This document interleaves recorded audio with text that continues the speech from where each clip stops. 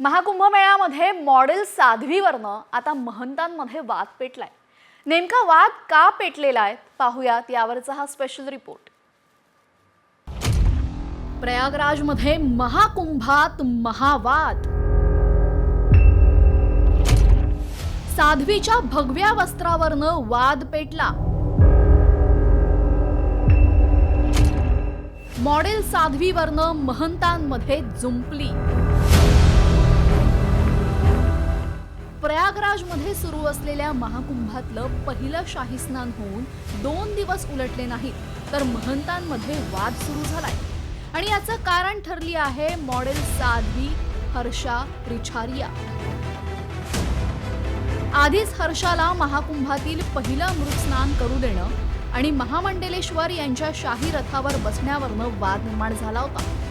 ज्योतिषपीठातील शंकराचार्य स्वामी अविमुक्तेश्वरानंद सरस्वती यांनी या प्रकारावर संताप व्यक्त केला असतानाच अखिल भारतीय आखाडा परिषदेचे अध्यक्ष महंत रवींद्र पुरी यांनी भगवे कपडे घालणं हा गुन्हा नसल्याचं म्हणत हर्षाच्या कृतीचं समर्थन केलेलं आहे।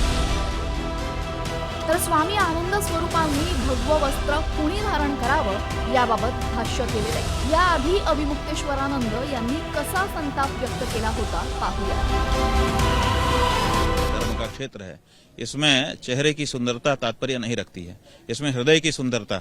जब हमारा हृदय शुद्ध है कि नहीं, पवित्र है कि नहीं, हम लोकोन्मुखी हैं कि नहीं, लोक सेवा के लिए तत्पर हैं कि नहीं, ये सब बातें यहाँ पर काउंट करती हैं। दिखेगा कि जो साधु संत हैं वो चेहरे पर भी कुछ भस्मी पोत ले रहे हैं, मिट्टी पोत ले रहे हैं, ताकि कुछ अगर हो भी तो वो भी छुप जाए।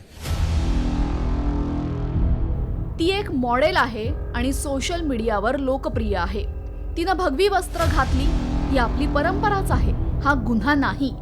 हर्षानं निरंजनी आखाड्यातील महामंडलेश्वर यांच्याकडनं मंत्रदीक्षा घेतली होती। ती संन्यासी नसून केवळ मंत्रदीक्षा घेतली असल्याचंही तिने सांगितलंय। ती रथावर बसली होती आणि लोकांनी तिला लक्ष करायला सुरुवात केली।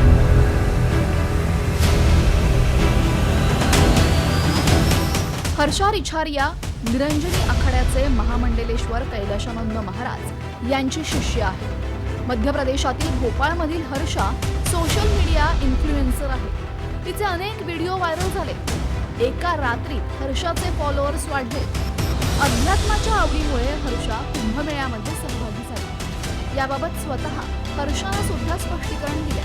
मात्र तरीही तिच्यामुळे आता कुंभमेळ्यामध्ये वाद उफाळलाय। याबाबत स्वामी आनंद स्वरूप म्हणतात,